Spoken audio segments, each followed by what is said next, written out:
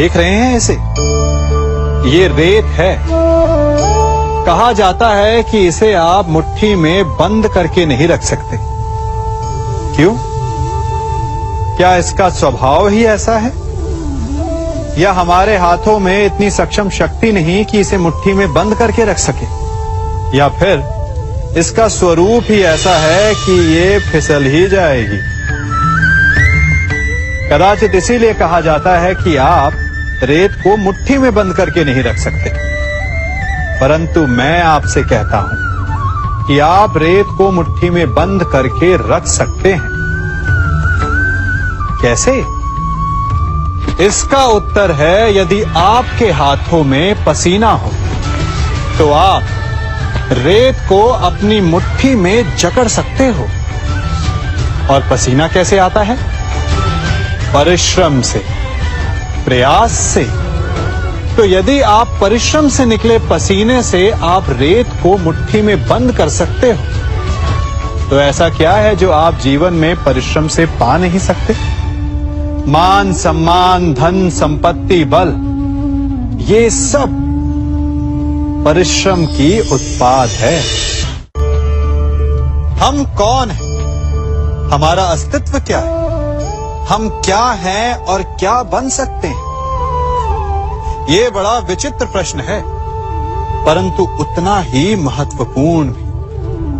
मनुष्य सदा अपने वर्तमान प्रारब्ध के लिए अपने अतीत को उत्तरदायी ठहराता है, अपने जन्म को, अपने परिवार को उत्तरदायी ठहराता है। परंतु तनिक सोचिए, एक कमल जो कीचड़ में खिलता है, वही कमल भगवान की मूरत पर शोभित होता है। एक कोयला जिसे कोई भी शीघ्र नहीं छूना चाहता, परंतु वही कोयला धरा का ताप और दबाव सहकर हीरे में परिवर्तित हो जाता है, और वही हीरा मस्तक पर सुशोभित होता है। तो इन उदाहरणों का निष्कर्ष क्या है?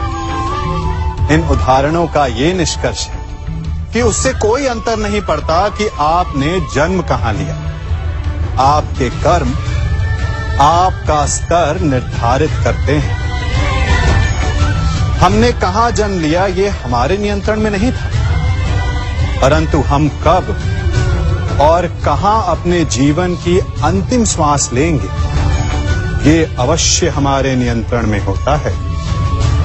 तो कर्म कीजिए, अपने जन्म की उलाहना मत दीजिए। एक मनुष्य सदैव शांति और अपनी स्वतंत्रता चाहता है, परंतु जैसे उसे ये अधिकार मिलता है, वो दूसरों का प्रभुत्व छीन लेना चाहता है। वो उनका अधिकार, उनकी स्वतंत्रता को छीन लेना चाहता है।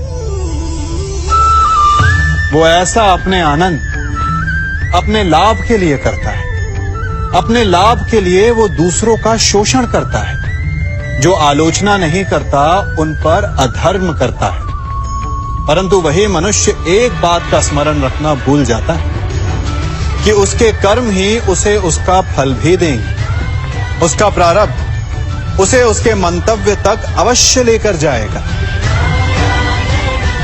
वर्षा का जल चाहे सागर में मिले या माटी में, परंतु समय के सूर्य की किरण उसी जल को वष्प में परिवर्तित भी कर देती है। इसीलिए किसी भी मनुष्य की विनम्रता का इतना अधिक लाभ ना उठाएं कि वो उग्र हो उठे। मैं क्या कर रहा हूं? मैं इस पौधे को सींच रहा हूं। आप भी ये कार्य प्रतिदिन करते हो। जब इस पौधे को जल देंगे तभी ये फलवित होगा, इसमें से फूल निकलेंगे, इसकी सुंदरता बढ़ेगी। परंतु प्रतिदिन ये कार्य करने के पश्चात भी हम इससे एक महत्वपूर्ण सीख लेना भूल जाते हैं। हम कभी पौधों के पत्तों पर, उनकी डालियों पर, उनके फूलों और फलों पर जलधारा नहीं डालते, उन्हें धोते नहीं, परंतु फिर भी वो पनपते हैं। यदि जल जड़ में जाए, वही सफलता का मूल है। यदि आप एक बार में अनेक कार्य करने जाएंगे, तो आपको एक कार्य में भी सफलता नहीं मिलेगी। परंतु यदि आप बुद्धिमता से दृढ़ मन से एक कार्य साधेंगे तो एकाएक स्वतः ही सारे कार्य सध जाएंगे। जो आपका मूल है, जहां से आपको सिंचाई मिल रही है, यदि आपने उसकी जड़ को छोड़ दिया तो एक सूखे पौधे की भांति आप भी सूख कर गिर जाएंगे और अंततः अपना अस्तित्व खो बैठे। हमने एक बात अपने माता पिता, अपने बड़ों से, अपने बुजुर्गों से सुनी ही होगी कि संगति का प्रभाव मनुष्य पर पड़ता ही है। यदि वर्षा की एक बूंद सीप के मुख में जाए तो वो मोती बन जाती है, और यदि वही वर्षा की एक बूंद सर्प के मुख में जाए तो विष। तो क्या यही सत्य है? नहीं। आपने कभी चंदन के वृक्ष को देखा है? उस पर सर्प विचरण करते हैं, विषधर उससे लिपटे रहते हैं, परंतु फिर भी चंदन का वृक्ष विषैला नहीं होता। वो तब भी सुगंध देता है और पवित्र माना जाता है। तो इसका रहस्य क्या है कि वर्षा की बूंद पर संगति का प्रभाव पड़ता है और चंदन के वृक्ष पर नहीं? इसका रहस्य है आत्मबल। वर्षा की बूंद वातावरण के अनुसार स्वयं को बदल लेती है, इसीलिए उसकी संगति ही उसका प्रारब्ध बन जाती है। परंतु चंदन का वृक्ष अपना व्यक्तित्व, अपना गुण नहीं खोता। इसीलिए यदि आप में आत्मबल हो, आपका मन दृढ़ हो, तो बुरी से बुरी कुसंगति भी आपका कुछ नहीं बिगाड़ सकती। सिंह को जंगल का राजा कहते हैं। सभी पशु पक्षी उसका बल मानते हैं, उससे भयभीत रहते हैं। परंतु सिंह को भी अपने भोजन के लिए आखेट करना पड़ता है, घात लगानी पड़ती है, बड़ी दूर तक उसे अपने शिकार का पीछा करना पड़ता है, और तब जाकर उसे भोजन मिलता है। और कई बार उसके ये कठिन प्रयास भी असफल होते हैं। यदि सिंह ये सोचकर बैठ जाए कि मैं तो वन का राजा हूं, मेरा भोजन स्वयं मेरे मुख में आकर गिर जाए, तो वो भूखे मर जाएगा। क्या समझे?